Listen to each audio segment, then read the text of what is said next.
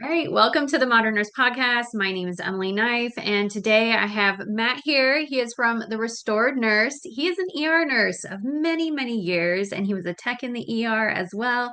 He has some wonderful books out, and he's going to tell us all about his mission to help nurses restore themselves and live the life that they want to live. So, thank you, Matt, for joining me this evening. I appreciate it. Yeah, thank you for having me.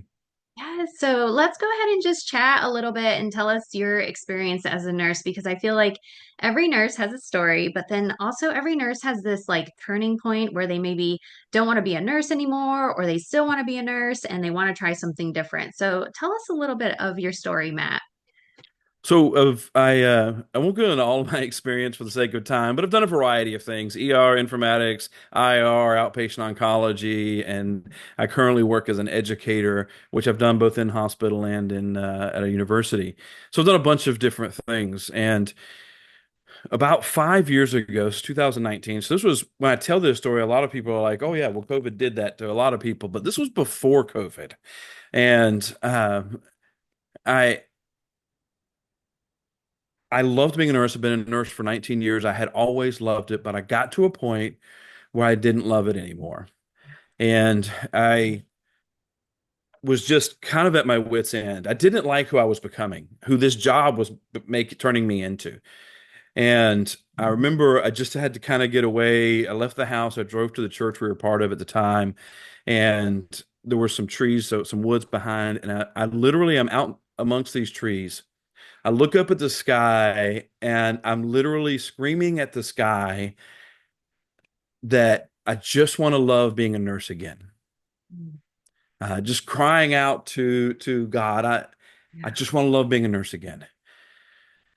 And in that moment, as I was seriously considering doing something else, I had an existential crisis, I guess, a crisis of identity. I realized that if I left and did something else, I no longer knew who I was Mm. because Nurse Matt had taken over my identity. Wow. And I had sworn I'd never do that because I had seen how badly it can go. Yeah. Yeah. I've seen career firefighters or police officers or military that retire and are dead in 2 or 3 years Yeah. because they no longer know who they are without that job. Yeah. Yeah. And I had sworn I'd never do that, but here I was. I I Wow. hated where I was at. I didn't like who I was becoming, but yet it had consumed my identity, Mm. and I didn't know what to do. Uh, so I set out in that moment to rebuild my life, to Yeah. build a life that I loved. And I loved my family. It wasn't that, but I didn't love my life. And so something had to change. Yeah. For me, that meant I had to go back to school because I didn't have a BSN. And in 2019, in a lot of areas, you couldn't even get an interview without a BSN. Right. Uh, COVID kind of changed that, but it's starting to swing back that direction. A lot of hospitals are starting to show preference again to BSNs, almost to the exclusion of associate's degree nurses. Yeah. So I went back to school, but I realized that what I needed wasn't to leave nursing. What I needed was a change of scenery, so to speak. And that's what I did. I went back to school, got my bachelor's and then my master's, got a different job at a different place, and it allowed me to recapture that passion I had for nursing. Yeah. I also got counseling. Wow. I went Yeah. and got a counselor because what I discovered was I was angry all the time. Mm. All the time. Woke up angry, went to bed angry, and I remember my son had done something, and I remember looking down at him and I'm yelling at him at a Yeah. way that no parent, should ever yell at their children, Right. you Right. know? And I remember him looking up at me afraid. Mm. Something had to change, Yeah. you know? Yeah. So as I set out to build a life I loved, I realized that there were multiple parts to that. Okay. Yeah. And through my own journey to build a life I love, I developed what I call the six pillars of the restored life. Okay. Yeah. And you mentioned my book. I talk about all six of them in my book, The Restored Nurse. And they are work health, because yes, even in nursing, work can be healthy. A lot of it is about our work health is about our relationship with work. Yeah. Okay. Physical health, mental health. It's so odd to me that there's a stigma in nursing when it comes to mental health. Like we're Absolutely. almost, no, Yeah. not almost, we are afraid to talk about it. Yeah. I knew a guy, he's a nurse practitioner now, but he was a nurse in a trauma ICU. And he was struggling because that's an extremely stressful place to work. Yeah. And but he wouldn't talk to anybody about it. He talked with me some about it because we're miles away, and Right. I didn't know anybody where he worked. But he was afraid that they would pull him out of the ICU, which was his passion, Yeah. if they found out that he was struggling. Yeah. So he just didn't talk about it at all. Oh man. Mm. And it wasn't like, hey, you know what, we're going to put you over here for a few weeks. Right. We're going to give you these resources to Yeah. help you get better. It was just, oh, you can't hang, you're out. Yeah. So work health, physical health, mental health, spiritual health, Mm. and that's not about religion. A lot of people say I'm not religious, but when polled, the vast majority of Americans will say that they're spiritual. And that means different things for different people. Yeah. I happen to be a Christian, so it means certain things for me, Right. but it means something. Almost everybody would say that they're spiritual. Yeah. Okay. So that health matters too. That's a part, Yeah. I'm a firm believer that that is a part of who we are. What do you call it? Soul or spirit, whatever. I believe that's an important part of who we are. So work health, physical health, mental health, spiritual health, Mhm. relational health, and financial health. Those are the six pillars, as I call them, the six pillars of the restored life. Nice. I took notes because that's so good. I see that. I see that. You should get the book. You get the book, and then you don't have to take notes. It's all in there. Exactly. Yeah, we'll get the book. We'll put the Yeah. link in the description too for anybody else that wants it. But yes, Yeah, that'd be great. absolutely. Wow. That's so awesome. So yeah, keep telling us about how these connect to nurses. Well, what I discovered, so these all came out of my own journey. And what I realized as I was looking around at the nurses that I worked with was that some of us may have been really good at one or the other.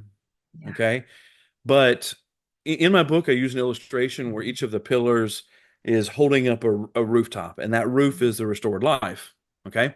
And you can get by if some of them are not as strong as the other as others, Right. but if you completely ignore one or two or three, then they will affect some or even all of the others. Hmm. If we financial health affects relational health. It's one Yeah. of the number one causes of divorce is Yeah. money, you Yeah. know. Um, Relational problems can affect all of the others. I mean, how many people overeat or undereat Right. because of relational Yeah. issues? Or, mental health. Obviously, that can affect all of it. Your work health Yeah. can financial health can affect your work health, because if your Mhm. finances, if you don't have margin, then you end up working a lot more than you want to, a lot more than is healthy. I'm all for somebody if they have a financial goal and they're busting it for a season, Right. but I've seen way too many nurses that are working, 4 or 5 12-hour shifts every single week so they can drive a Mercedes. Yeah. I got Right. nothing against driving a Mercedes or a BMW or a Right. Tesla. Right. Uh, I drive a 13-year-old Chevy Silverado, Yeah. and it works perfectly, and it's Yeah. paid for, Yeah. you know, and I work my 40 hours and I go home. Yeah. Okay. Yeah. Um, so I'm not, some people hear me talk about work health and they think that, I'm against working overtime, and that's not it. But you have to have margin in your finances so you're not forced to work overtime. Yeah. or a second job. It's okay for a Right. season. You go through a divorce and you've got to take care of some stuff, or you have a financial goal. You need to put a new roof on your house, or you want to buy a new car and you're saving up for it. That's all fine. But when overtime becomes routine, then it's a problem. And that's when your physical and mental health start to suffer Yeah, as a result. And absolutely. these are things we see in nurses all the time. Right. The very same nurse, and I'm guilty of this. I think the very same nurse will look at a patient and say, "You need to lose weight, or you need to eat better, or you need to do these habits." And we haven't had a drink of water in 8 hours. Right. Yeah. Been Or there. or we consider, well, I'm on my feet for 12 hours a day. That's plenty of exercise. Yeah. It's definitely good exercise, and as a young nurse, it kept me pretty fit. Yeah. But as I approach my 50th birthday, it's not enough. Yeah. And it never really was Right. Right. enough. We need to be exercising for the sake of exercising. We need to Yeah. be, this isn't going to be news to anybody watching or listening to this, but healthcare people like to eat. Yeah.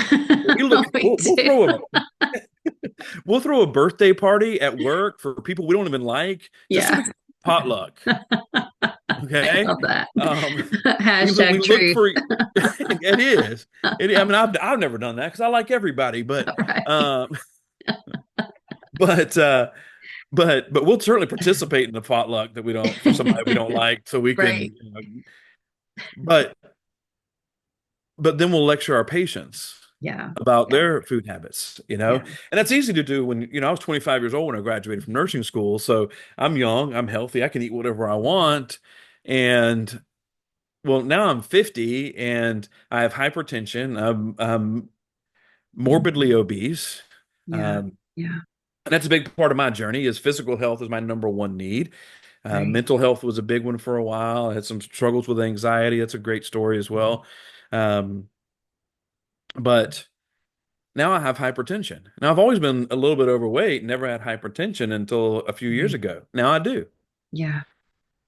because Yeah. sooner or later it catches up to us, Right. you Right. know? Yeah. And so I saw the things that I was struggling with, or I should say, the sort of struggles I had in my own life. Yeah. And I realized I didn't love my life anymore. And I think people sometimes have a hard time admitting they don't love their life Yeah. because to say that feels like I'm betraying my family. Right. No, I love my family. Yeah. Our son is 23. He's got an amazing wife. They just brought our first grandchild into the light, into the Oh, world. He'll be congrats. 8 weeks old tomorrow. Oh Thank my you. gosh. And I, well, I had this epiphany recently. Okay, Yeah. it was a couple weekends ago. The our son, his wife, and their son had been over at the house, and they left, and I'm sitting in my chair in the living room, and I've seen, we've got a swing for the baby, and we've got, Yeah. and I'm looking around and going, I love my life, you Yeah. know. Wow. And then the next morning, I got up at 4:30 in the morning to go to work, to drive an hour to work, and I thought, I don't love my life. Wow. I love my family. Yeah. And it's totally okay to say that, to say, Yeah. I love my family, but I don't love my life the way it is right now. Yeah. Yeah. Because I don't, it's kind of cliche, but the first step in fixing a problem is identifying the Yep. problem. And Absolutely. that seems kind of cliche, but it's like basic healthcare, right? Yeah. It's whether it's a nursing assessment, I go in and my patient looks funny. Okay, I'm going to assess them so I can figure out what's going on, so I know why they don't look right. Right. I'm identifying the problem. Yeah. Okay, and to say that I don't love my life, that allows me then to step back and say, okay, but what don't I love about my life? Hmm. Yeah. You know, Yep. and you can look at the six pillars and, Yeah. and say, okay, what don't I love about work? Hmm. And for me, a lot of it is that hour commute.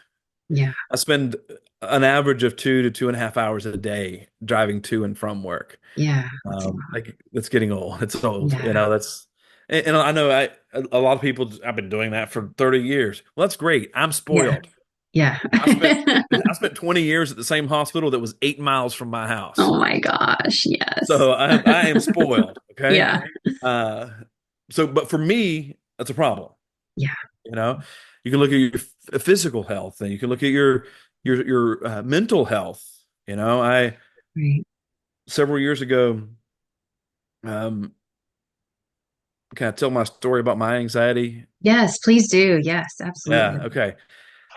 So several years ago, I had never really, um, I didn't know that I had ever dealt with anxiety, but we'll get to that back to that in a moment. Yeah. But in my mind, I had never had any issues with anxiety. Okay. And I remember waking up one night in the middle of the night, afraid Mm. of nothing. Mm. I got up out of bed. I and it's classic anxiety, like my heart's pounding out of my chest. I can't get my breath. I'm a pretty chill dude. I remember working with a nurse when I was charge nurse. She walked past me in the hall in this busy ER and she says, "How do you do it?" I'm like, "What do you mean?" She said, "You're always so calm." And that was true. I was always, a pretty chill dude, just Yeah. kind of took whatever happened and dealt with it. But in that moment, I couldn't even sit down. Like I would go to my comfy chair and I'd sit down and I could only sit down there for a few seconds and I had to get up and I was Mm. pacing back and forth in the living room and I'd pace for a little bit and I'd sit down and then I'd had to get back up and I'd pace and this went on. It felt like for a very long time and it may have been 10 or 15 minutes, but it Right. felt like a very long time. Yeah. And finally, I went and woke up my amazing wife. I didn't want to bother her, you know? It's another one of those things that nurses we Yeah. do, right? Well, I don't want Yeah. to bother anybody. We get so mad when our patients say that. Well, I didn't want to bother you. But yeah, then Right. we do the same thing. I didn't want to Yeah. bother my wife, you Yeah. know? And but finally, I mean, I had to, I needed help. I recognized that. And she gets up and she didn't know what to do, but she didn't know what to do. She held my hand Yeah. and she talked to me. And she downloaded an app on her phone because technology is amazing. And she playing ocean waves because she knows I love the beach. I'm a Florida Oh, guy, born and yeah. raised in Florida, so I love the beach. Yeah. So we sat in our recliners, and with her holding my hand, I was able to sit in that chair.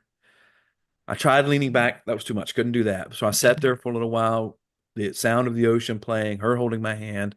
Eventually, I was able to lean back, and then I was able to go to sleep. And the next morning, I had to go to work.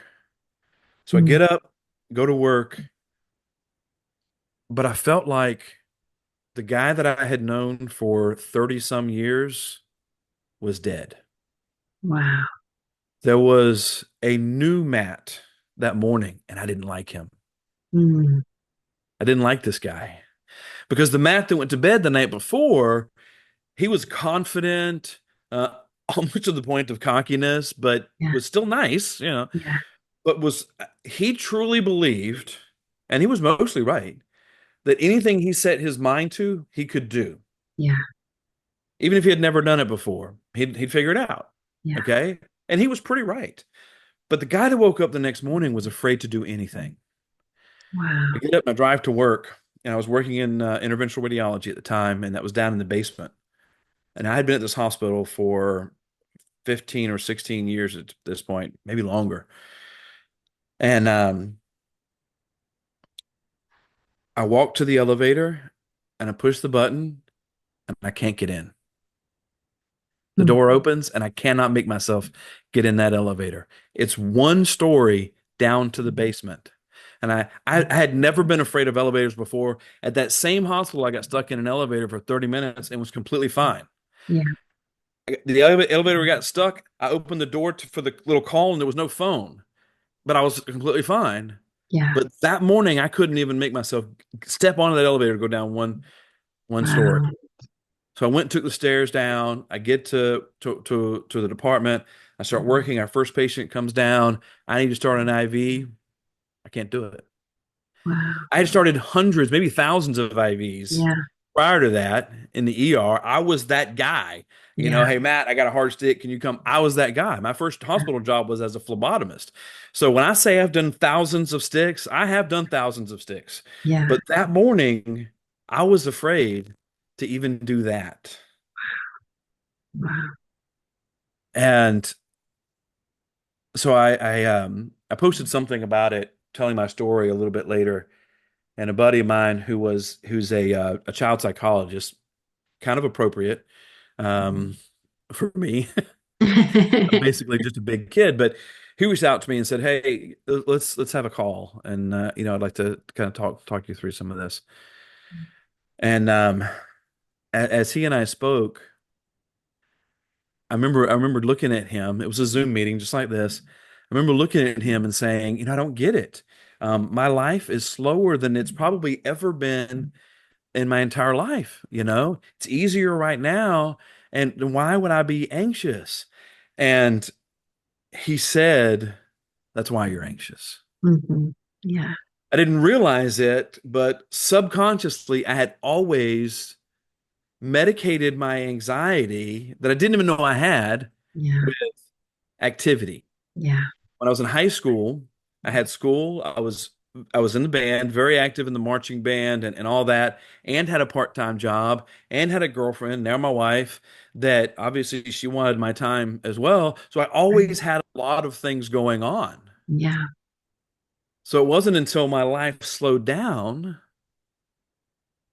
that suddenly all that anxiety, decades of anxiety, caught Mhm. up with me. Yeah. And I don't remember where I was going with this story, other than I Wow. think it's a pretty cool story. Yeah. But so I say all that to say this. Um, my mental health in that Yeah. moment, problem I didn't even know I had until that night. I remember, you ever seen the movie Sweet Home Alabama? Yeah. I My love daughter that loves that movie. movie. I love that It's movie. so good. Okay, I'll admit it. I'm not. I love that movie. And Yeah. when it's on, my wife and I are going to watch it. It's just we just have to. Yeah. Well, there's a scene where they're about to get married. She's about to get married to the mayor of New York's son, and she's like, "Not just kidding." And she walks up, and he says, "So this is what that feels like." And I remember in the midst of that night when I'm just totally freaking out, having that thought, this is what that feels like. Mm. And I'd love to say that, um, I talked to this buddy and it just all got better, but it didn't. It was a process. Yeah. I remember every night, because the anxiety started with me lying in the bed, I got to where I was afraid to go to bed. Okay. Wow. As bedtime would approach, I would begin to get anxious. Hmm. I'd go to bed. I'd be planning to go to bed around 9 o'clock, and starting about 7:30, knowing that it's coming up, I Yeah. would begin to get anxious. Now, I would force myself to go to bed, but I would lay in bed, literally praying, "Lord, give me peace, give me strength," over Yeah. and over again until I fell asleep. And I did that for months. Wow. Wow. I share that story, and I remember the first time I shared it online. Um, I had so many people comment, "It's not just me." Wow. Wow. That's powerful. Yeah. Yeah, Yeah. yeah. But and I share that story so openly now because I know the number of nurses that talk about crying in their car Yeah. before or after a shift, or sitting in their driveway because they're not ready to go into the house and be with their family yet, or taking a long right. All of those people are dealing with anxiety. Yeah. And some of those coping mechanisms are fine. But Right. while they may be dealing with it, they're attempting to cope with it. What they're not doing about it is talking about it. Yeah. Yeah. And I hope by sharing my story, whether it's the my son looking up at me, afraid of me, and me then going and getting counseling and figuring out what was triggering that and then learning how to deal with it, or my anxiety struggles, or my struggles with physical health, or, or the boss that hated me, whatever. I want to share all these stories. And the reason I wrote the book, these stories are in this book, Yeah. um, because I want other nurses to know it's not just you. Yeah. It's dang near all of us. Yeah. It is. Yeah. And there's light at the other end. Hmm. Yeah. It doesn't have to we just don't have to accept, well, this is my life now. Right. Absolutely. We don't have to. Yeah. Yeah. That's why I share. That's why I wrote these books. That's why I've got more books to write. Um, that's that's why I want to do retreats. That's why I want to be on stages. I just want nurses to hear that the stuff you're struggling with, you're not the only one. Right. There's hope. Yeah. Yeah. That's so cool. Wow. Thank you so much for sharing those stories and being vulnerable. I think, and especially like representing the male nurses, because Hmm. I think a lot of the time, like you said, it's a women-filled profession, but we do have, I think it's like 17% of the profession is nurses with the male nurses. Yeah. And, I think sometimes they're afraid to even talk about their Sure. mental health as well, just because of the stigma of Hmm. men with mental health stuff, right? It's like it's all Right. around, so thank you for even talking about that, and hopefully it will bring more males as well to talking about their mental health, so they Absolutely. can be better fathers, brothers, caregivers, husbands, what have you. So what are we looking forward to in the future? I know we're both part of the Nifty community, so right, people can find us in there. Hmm. And kind of talk with us. So, what are you an expert with in the thrifty community or the nifty community? Honestly, I've only recently gotten in there, Oh, you so okay. so I'm not real familiar with that community yet because I mean, really just in the last couple of weeks. Uh, Nice. so I'm excited to be in there and learn more about it. Um, but and almost everything I do on social media and in the company that I recently started is focused on. I like this. This is my tagline. They say you got to have your elevator pitch. Well, Yeah, my elevator pitch is this: I'm a nurse on a journey to build a life I love and on a mission to bring as many nurses with me as possible. And that's what it's all about for that's me. awesome. That's I awesome, want to Matt. build a life that I love, and then I want to help as many nurses as I can do it as well. Yes, I love that. Yes, more nurses need to be happy, healthy, and wealthy. I love Yeah, it. yes, absolutely.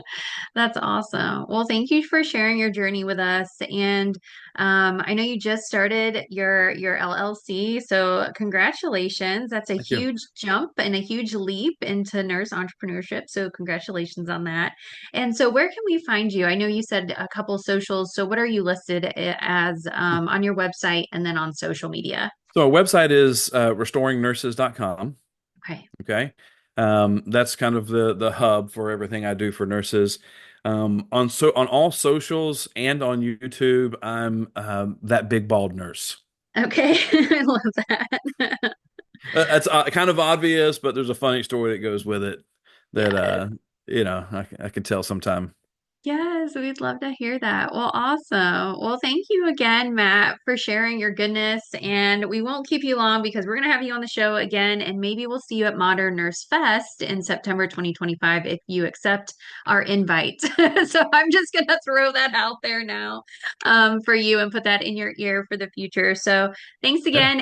And we're going to end. So, Modern Nurse podcast has started something new. At the end, we're going to say three things that we're grateful for because that can always raise our frequency and vibration and just lets us begin again. So, tell us Yeah. three things you're grateful for, and then I'll go and we'll end this wonderful show together.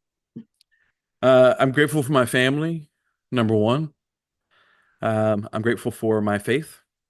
And I'm actually, believe it or not, grateful for that terrible boss I had that started me on this journey to building a life I love. I could have been stuck in complacency, but she pushed me out of that and into this journey. Yes, that's beautiful. Yeah, thank you for sharing that. Yeah, redirection is sometimes protection from above, right? God is like, "Hey, I need to give you some protection, so here we go," right? It Yeah. might not always be the most pleasant way done, but he always gives us what we need in that time, right? So, Yeah. let's see. So I'm grateful for just having so many wonderful modern nurses on the podcast that are just so innovative and just authentically wonderful. So thank you for being on the show today. Oh, thank you for I'm having me. also grateful, yes, for my kids and my family and just being able to be the best mom now that I'm an entrepreneur. I have lots more patience and love to give them. And then thirdly, I am just so grateful that I'm alive. And with every breath that we take is an opportunity to begin again. So thanks so much, Matt, for joining us. And we look Thank forward you. to seeing you soon. So take care. All right. Thank you so much.